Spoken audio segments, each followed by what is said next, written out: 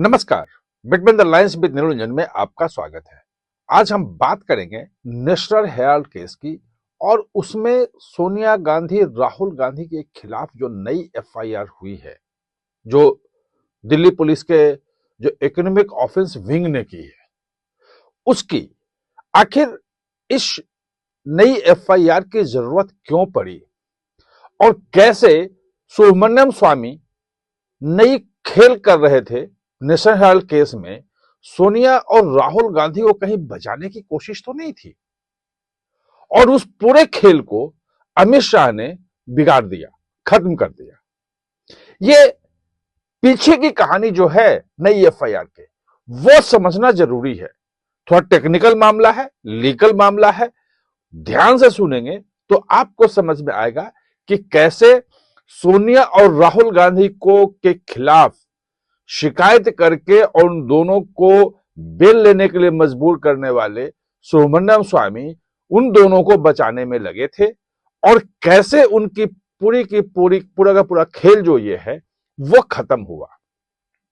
तो इसके लिए आपको यह जानना जरूरी है कि 2013 में सुब्रमण्यम स्वामी ने शिकायत की थी कि नेशनल हेराल्ड का जो है वो यंग इंडिया बना करके उसको गलत ढंग से ले लिया गया है। ये एक आपराधिक कृत्य है और इसके लिए सोनिया, राहुल और जो भी लोग उसमें लगे हुए हैं उनके खिलाफ केस चलना चाहिए।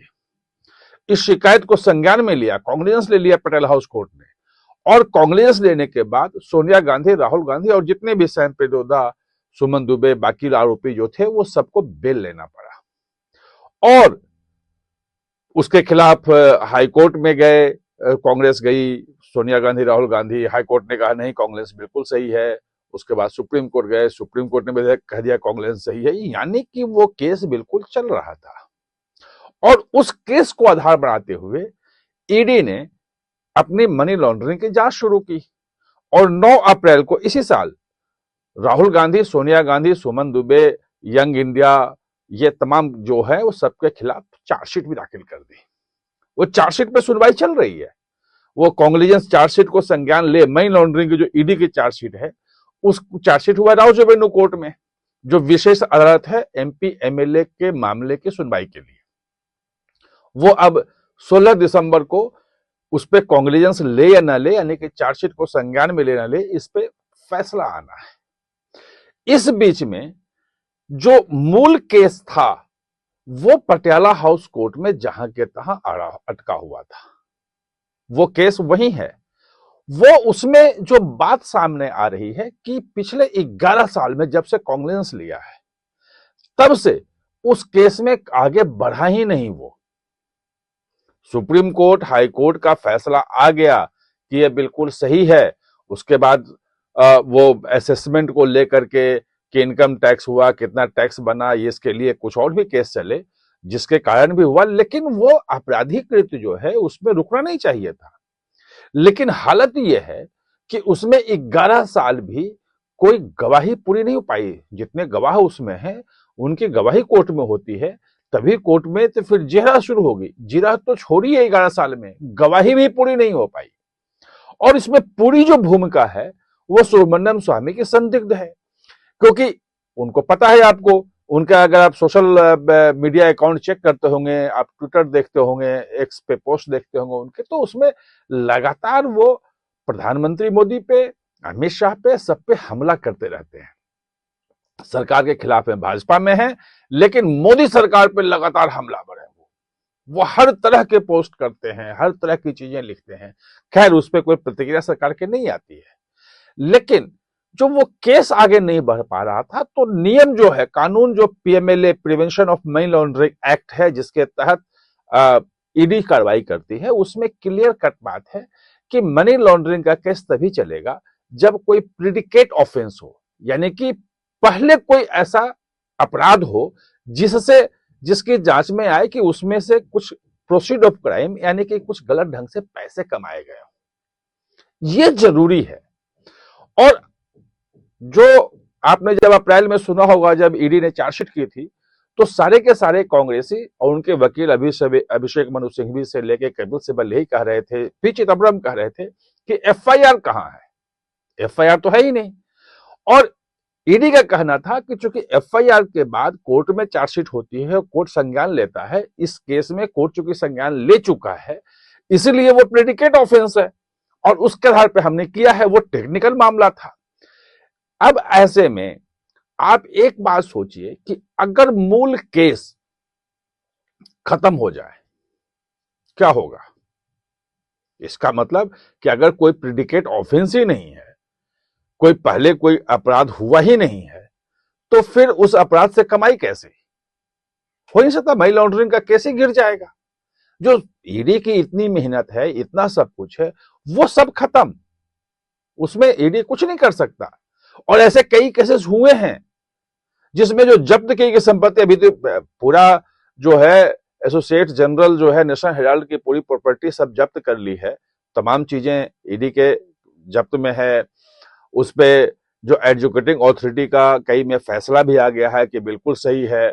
वो अब उसमें अपील में जाने की बात है कि उसमें जो एजुकेटिंग अथॉरिटी के बाद अपीलेट ट्रिब्यूनल जो है उसमें जाएगा, यानी कि वहां पे जब्ती की प्रक्रिया भी शुरू हो रही है।